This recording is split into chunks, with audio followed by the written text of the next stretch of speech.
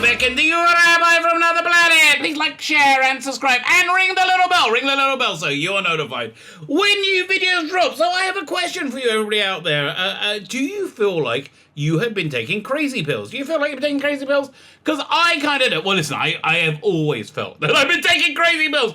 I'm just a little bit different, okay? It's just something I had to get used to in life. I'm just a little bit different. And I think probably a lot of you out there feel the same way. But I think the whole crazy pill thing has been hitting into overdrive. I'll give you a couple of examples, right? First example. There's a lot of parents in America right now who are very upset. See, what happened was they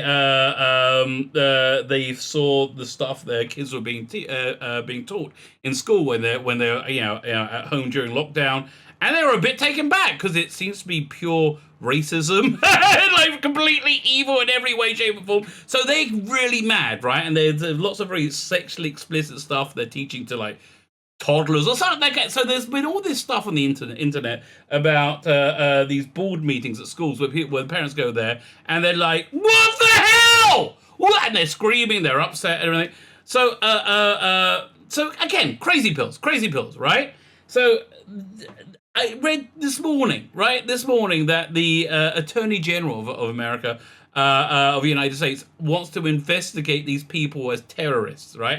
Because they're being upset and harsh to these school boards that want to indoctrinate their children into pure evil, right? Pure evil. Yet, weirdly enough, I can remember a very short time ago when people were very upset about race relations in America, and they burnt down, was it millions, maybe billions of dollars worth of stuff. They created autonomous zones, and that was all fine. That was okay. But shouting at an idiot school board person who wants to teach your 4-year-old the best way to suck a cock, regardless if they're a boy or girl, that's not the... So crazy pills, because I can remember that, right? It was just then, right? It was very, very recently ago. And now it seems to be doing completely the opposite. Another thing in fandom, which you may not notice, Doctor Who. Doctor Who. We've been told in the media for years, literally years, they told us, it's fantastic, it's popular, it's wonderful, and everybody loves it, right? Everybody freaking adores the current era of Doctor Who. They adore Jodie Whittaker. And yes, the razor law, but Netflix, that's the reason, Netflix. And if you're one of the people who don't like it, you're a bit of a weirdo. You're a bit of a bigot. We don't like you, right? So then Rusty Davis said, I'm coming back to Doctor Who, by the way. Run it. There seems to be a bit of an admission of failure on the Chibnall era. And now the exact same people, I'm saying this on so many videos, the exact same people are going, oh yeah, that Jodie Whittaker era, that was shit. That was unbelievably bad. I was like, where were you? What the hell? We live in strange times. What can I tell you? We do live in very, very strange times. Fine. So we're going to be looking at another one of these articles where they're doing exactly that. I actually went and looked back. It's written by the same guy who kept telling us this is the greatest thing ever, right? This is one's on WhatCulture. There's so many of them. This one's on WhatCulture. Before we get into it, can you hit the like button? That'll be great. Can you hit the share button? And can you hit the subscribe button? That will be fan-dabby, double dozy. Can you comment and let me know what you think? The algorithm loves your comments, but mostly hit that subscribe button. That is wonderful. Thank you very much. I am pathetically and ridiculously grateful to all of you who do subscribe. Fine, so let's look at this article. Doink! 5 reasons Chibnall's Doctor Who era failed. Where did it go wrong? You were telling me 10 minutes ago it was the best. You're the person it went wrong with for shilling for this for God knows how many years. 3 years. Chris Chibnall has been a controversial showrunner on a beloved series. Well, finally, we're agreeing. Now you're not lying. We're agreeing. As a lifelong fan of the show, a veteran writer for the rebooted series, it wasn't rebooted, and former showrunner Torchwood. I liked his season of Torchwood. Weird, isn't it? He had potential to be amazing. Well, you told me he was amazeballs. Really? Like, again, this was like 10 minutes ago. It's weird. It's just weird. I really feel like I'm taking crazy pills. Sadly, it's fallen short of what fans expected. Well, you kept wagging your finger at us, telling us that we should expect more, and there are lots of reasons for this. Some fans would claim it's down to the bold changes, like we saw with the Timeless Child arc. Well, that was garbage, right? That was absolute garbage. It was a poorly thought through retcon, which didn't have much sense behind it, right? It made everything worse, right? So yeah, others would argue it's so-called woke messaging within every episode. Well, yeah. I've never had Doctor Who tell me that Doctor Who hates me because I think there should be legal immigration, right? That seems to be a bit of a weird stance to take. And yes, that is a woke thing. I think putting a rainbow across Jodie Whittaker's, I will say, non-existent chest was also a bit of woke messaging. And in fact, her chest being non-existent as well, because God forbid anybody gets turned on in any way, shape, or form. That's just verboten for nowadays. The so-called woke messaging within every episode, and some would say it's down to the actors. Well, Whittaker's terrible. Tosinkel wasn't bad. Mandip's just a moron. I honestly, Mandip is not a clever girl. Let's just be fair. She's not gonna win any prizes with Mensa, right? Have you ever read her social media? Yeah, exactly. Don't. It'll make you stupid reading it. Chibnall has been undeniably brave with his decisions. He's been a massive coward. No, I disagree. None of this was brave whatsoever. All this was ego-fueled stupidity. And it just pure, unrelenting stupidity. To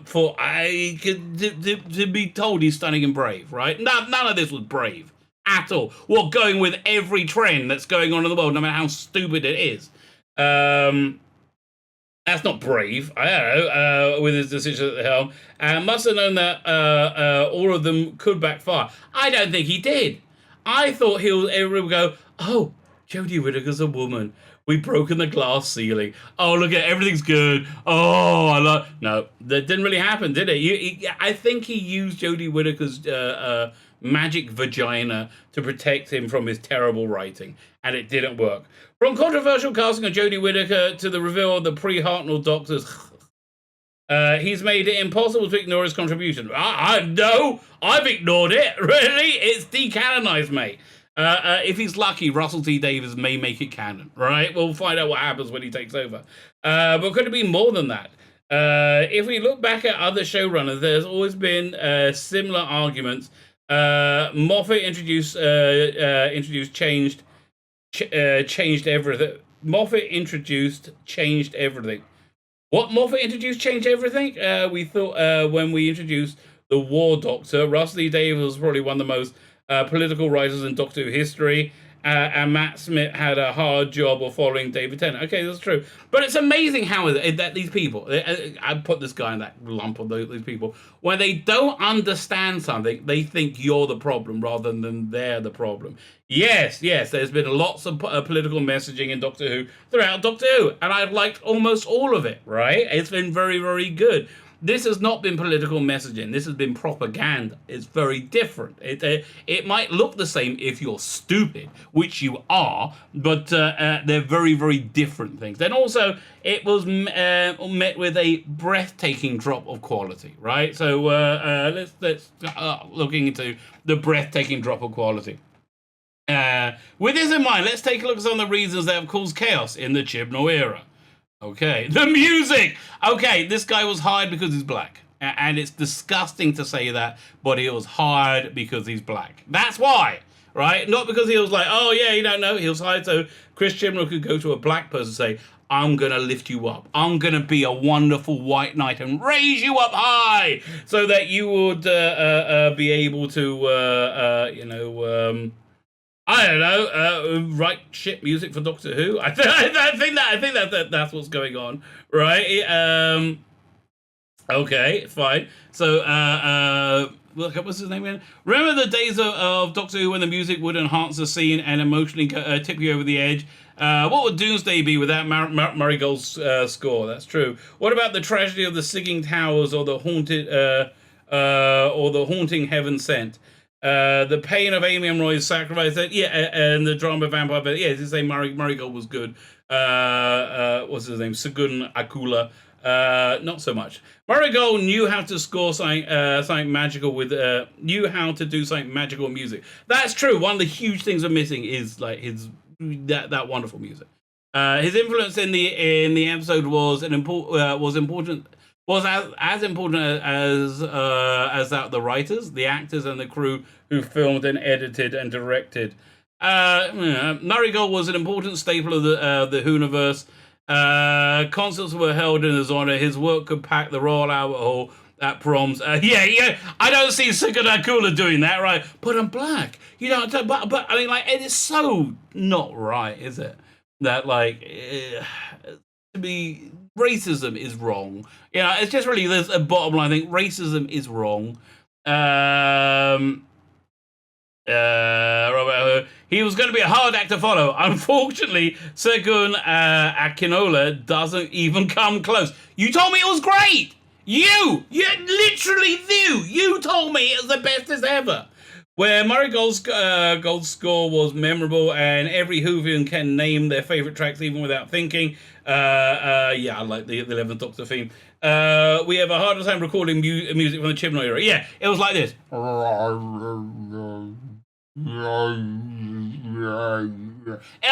And you think I'm exaggerating? No, I'm not.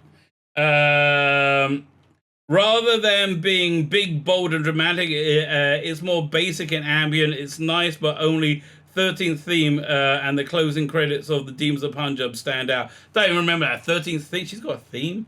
Really? What would a theme be? I am shit! Yeah, something like that? No, I can't remember. We can only hope that with RTD's return, we might see Murray come back and breathe life in the old show. But you told me it was great. I understand.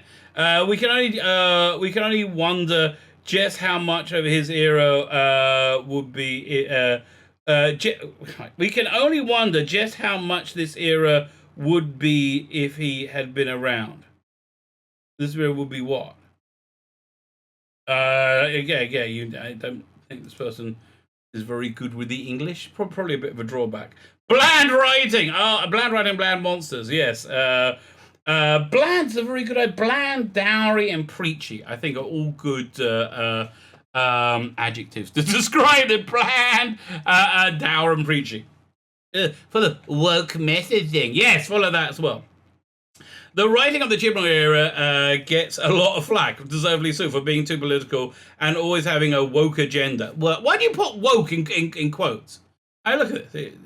Really? Like what is this thing called woke that I have revolved my entire life around for years and years? What is this thing that is the most central, most important thing to my life whatsoever that I'm going to pretend that woke? No, some weird. I just call it being moral. Really? You call cancel culture moral? That's weird. I call it being deeply immoral. It's true. The episodes have featured a lot of brilliant diversity in the cast and story. What makes it brilliant? What makes somebody's skin color, what makes a brown skin tone brilliant? Explain it to me. I'd love to know. I would love to know what makes a brown skin tone brilliant. Okay. Diversity in story. I mean, it's like, what world do you live in? Do you think you live in a world that isn't diverse? I mean, if you live in America or the UK or the Western world, do you think you live in a world that's not diverse? Why? Why? Because Trump won an election and Brexit got voted? That didn't change anything. Nobody hated somebody because of their skin color. And there was no need to have everybody they see on TV be black to work out that black people are people too, right? And also the people you show on TV who are black now have no characters because you're not allowed to portray them negatively. Because you're woke, right? That woke agenda, right? It made for very boring storytelling. In the cast, it also tackled important messages like global warming. Yeah, really. You can wreck planets or you can save them. Yeah, you gotta understand. Greta Thunberg is an ignorant cunt. Okay, I hate to be the one to break it to you. Greta Thunberg is an ignorant cunt, and it's not her fault. She's an ignorant cunt. She's been made into an ignorant cunt by an army of ignorant cunts looking for a leader. That's essentially what happened. And so having a Greta Thunberg episode or 2 or 3 or however many bloody it was didn't go down so well. So important mess like global warming, mental health. Oh yeah, that was so shoehorned in. Yaz was blam blam blam blam blam blam blam blam blam. 14 episodes later, or 18 episodes later, most of the way through her run, blam blam blam blam blam blam blam blam blam, and then all of a sudden, ooh, I want to kill myself because I'm a Muslim in Yorkshire. Really? It's what? Is overcrowding? You don't like having so many Muslims in Yorkshire around you? Is that the problem? He faced bullying me. No, you didn't. No, you didn't. Monstrous working conditions, waithism, and loads more. The problem isn't with the points being made. Well, actually, they are, right? The global warming, especially, racism. Yeah, like trying to equate the world of today with the world of the 50s, which you tried to do with Rosa, was ridiculous. I mean, the villain's point of that was, well, these black people got too uppity, and I'm going to stop them and he came from 3,000 years in the future or something ridiculous like that. And then if Rosa Parks hadn't have got refused to get off the bus or refused to move, there will be no civil rights movement. Really? That just sounds stupid, right? That sounds so stupid. It's beyond belief. But just in the same way, you can't have black characters who are in any way negative. You can't say anything negative to a black person in the entertainment industry. You can't say, "Oh, that's shit," right? You can't do that because they're black. Because and that's the end of the argument, by it. That's the end of the logical argument they have with that. But okay, the problem isn't with the points being made, it's with the writing. Okay, I think maybe a bit of both. Often these issues have been attacked with a clunky, awkward way, or just been outright boring. Yeah, take Orphan 55, for example, please. Take it. Just take it far away. Which, again, I want to look back at your review of it, and I bet you're going to say, oh my god, it's so stunning and brave. It was a brilliant concept. It was a shit concept. It was a really, really bad, preachy concept. They arrive at a planet that's a dead planet, which has a holiday spa on it behind false fields. And then the monsters that live on the planet start to break in. And it turns out this was Earth all along. It was done much better in Planet of the Apes, wasn't it? Right? It was much better.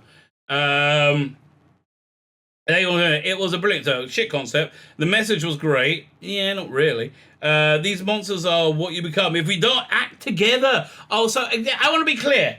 Your side of the fence is saying, oh, we need to act together. Right now is actively looking to de-person. Not de-platform, de-person about half the world that doesn't agree with them, right? We work together, but getting rid of the people we don't like. Yeah, this bullshit. This utter bullshit that they like to work together. No, they don't. And get an act together. The only problem was to get to the reveal, the audience had not to fall asleep first. I fell asleep 3 times to that one. Oh man, that was tough. Between awkward, weird costumes, dodgy, fancy dress wigs, and constant irritating cries of Benny. That's right. Benny! Benny! That's how I'm going to remember this era. Benny! Nothing happened, and that's a serious issue. Well, you had Ryan suck his thumb, because that was important. That's the other weird rule. If you have a black man or something, you've got to emasculate him. Season Ever was, in particular, was guilty of stories that felt like they went nowhere, or where the pacing was, or were paced too slowly. Surunga Conundrum, anyone? Yeah, God, that was garbage. It didn't help that the entire series was dedicated to fresh new villains, and there was no past threats to ground it in Doctor Who lore. Jodie did great. No, she didn't. And the companions were okay. No, Graham was great. Jodie was crap. The problem is with the companions, 3's a crowd. No! Bullshit. Just the same way it's bullshit that the ratings are low because of Netflix. Bullshit. Again, look at Rusty Davis's work. Look at it. Did it get crowded with Mickey and Rose and Jackie in the TARDIS? No. Were they bland people that didn't get any character because they were too busy? No, because Rusty Davis can do it in a line or two. because he's got talent where Chibnall doesn't, right? Don't give me the bullshit about the 3 companions.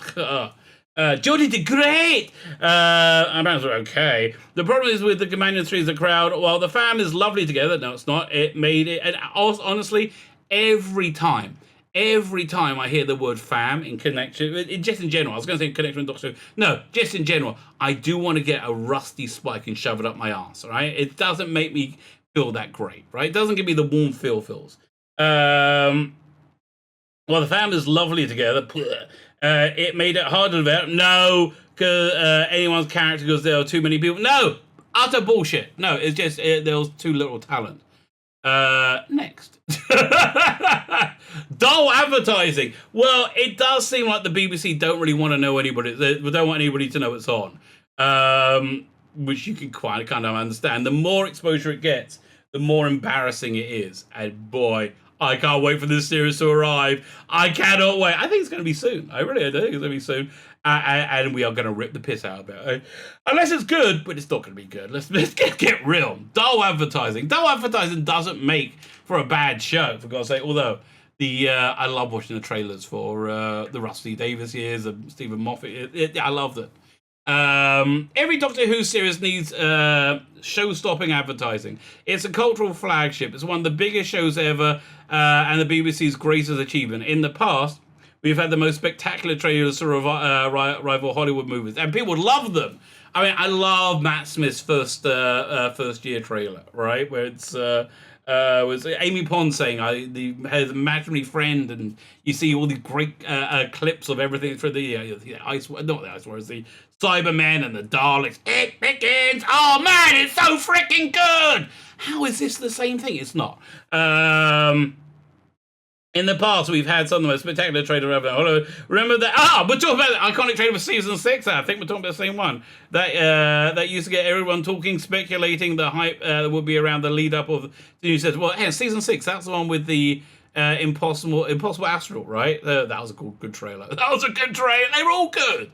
I'm sorry, they were all good up until this. I mean, really? Look at that. How is that supposed to encourage anybody to watch this garbage? These get everybody talking, speculating, laid up to new series. Since Chibnall's era, advertising has taken a major nosedive, along with everything else in Chibnall's era. A major nosedive. We're currently potentially very close to the start of season 13, but we'll never know. It's breathtaking, right? I mean, like, there's so much stuff he could have done to make people genuinely excited, right? To get people on board and go, yay! We're doing we're doing Doctor Who's coming back. You had the Weeping Angels, you got the Sontarans, you got apparently the Master is in it as well. You got the Master, you got and nobody cares about your surprises. For God's sake, no one cares about the show. Show us a reason to watch, right? And then people might watch it. But like, I'm not going to let you know about the Daleks. Oh no, okay. Then if you're not going to let us know about it, we're not going to watch it. I mean, honestly, there's so many things working against this era that bad advertising seems to be low on the list, but I guess it's a real one. Since we're currently, we'll never know. All we've had so far is a very short trailer that focuses on established characters and a few shots of nothing in particular. Yeah, that's very true. The secrecy doesn't get fans excited, doesn't get anybody excited. We'd like to have an idea of what's coming. We like to see the monsters in action. We want an idea of the story. Like, Revolution of the Daleks. We knew there were Daleks in it! Everybody, you could have highlighted the Dalek. We made a new Daleks, the remote control, and they were garbage. But, you could have got people excited about them, right? Oh, we're making the new Dalek. It could have been a thing. But no, because I think they just, I don't know, are they lazy or are they just bad at their jobs? One of the two. Giving fans nothing, especially after such a long break, doesn't help. It gets nobody hyped up. That's true. With the latest season, we're still waiting for the release date, despite being due very soon. The worst part is is that next trailer will just introduce us to more guest stars rather than showing us anything decent. It's all very meh. Yeah. Do you remember the trailers at the end of the first episode of Rusty Davies Years or Stephen Moffat, when they had the season trailer, right? And you saw all the things coming up, you're like, ah! And then they did the same thing for Jodie's first episode, and you just saw a lot of guest stars, which clearly, they were very excited about, but nobody gives a shit, really. No one really gives a shit. So yeah, just he's very bad. Chibnall's very bad at things. Fewer episodes, mercifully. No, you're wrong. If you had more episodes, it will be hated more. The only reason the ratings only got so low is because it aired for 10 episodes and stopped. If it went 13, it would have gone down lower, right? Why do you think EastEnders is doing so bad? Because it's being aired all the bloody time, and everybody knows it's garbage. To go back to the beginning of the revival. Oh, revival now, not reboot of Doctor Who, where we could look forward to 13 episodes a year, and then a festive special as well, and then also Torchwood and Sarah Jane Adventures. In recent years, we've seen a dramatic reduction in episodes, in episodes per season. Yeah, Chibnall is lazy. I mean, it seems to be a reasonable inference to make that Chibnall is indeed very lazy. With the exception of season 7, which covered the 50th anniversary year, and will split over 2 halves with extra specials thrown in the mix too, we've seen everything get a lot shorter. Moffat kicked off the trend by knocking it down from 13 to 12. One episode fewer wasn't so bad because the seasons they gave us gave us plenty to enjoy. However, Chibnall has gone a step further and slashed another 2 episodes, taking it down to 10.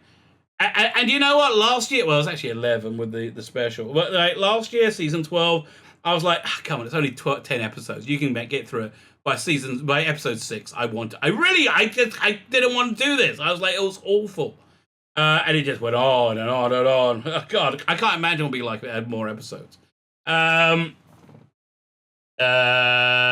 the count at 10, it makes sense that production value. It makes sense that the production values. The production value has rocketed. I don't really think it has, to be honest with you. I watch much. I don't watch current Doctor at all, but the old stuff's fine. The show looks gorgeous. It does occasionally. Obviously, money had to be saved somewhere, but Matt Smith and Capaldi Zero looked fine. They didn't need to suffer half as much. And the fact that Jodie Whittaker's paid the same amount as David Tennant and Matt Smith is just ridiculous. I mean, on such a failing show. The worst thing is the season that has been knocked down from to 8 episodes. Well, 6 plus 3, that's 9 actually. What they didn't tell us is that it includes specials to air next year, because recent articles confirmed that the runtime we're only going to get 6 episodes long. Thank God. 6 episodes. We waited 18 months. Undeniably, the pandemic didn't help. But 6 episodes, really. Listen, it reminds me, the old joke, two Jews at a deli. One guy says, "Oh God, this is garbage. The soup here is watery. There's no matzo balls.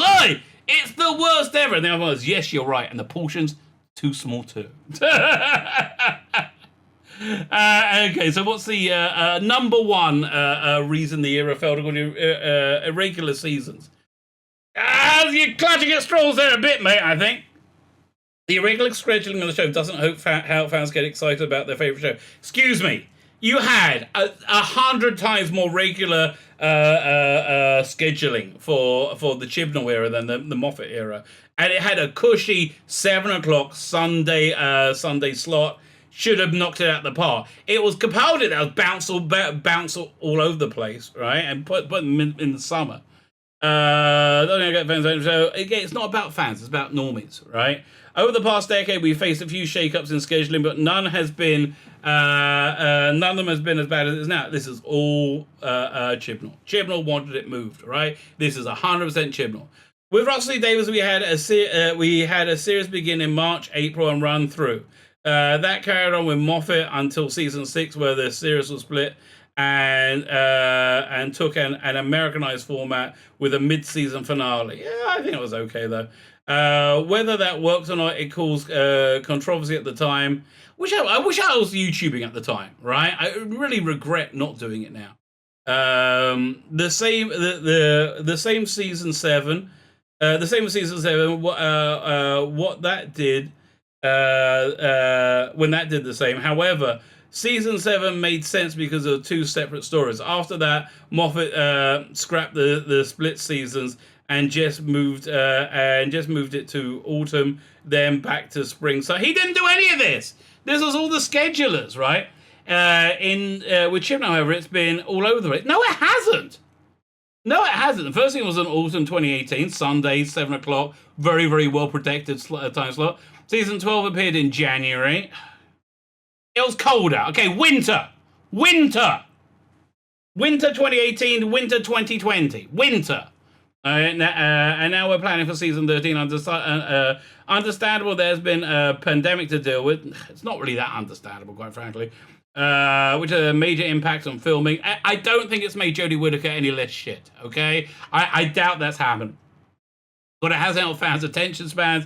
It makes it worse when we be given nothing to get excited over and further reduce episode count. Look, mate, this is what you got. This guy's been screaming how great this era of Doctor Who is, right? How great Chris Chibnall is.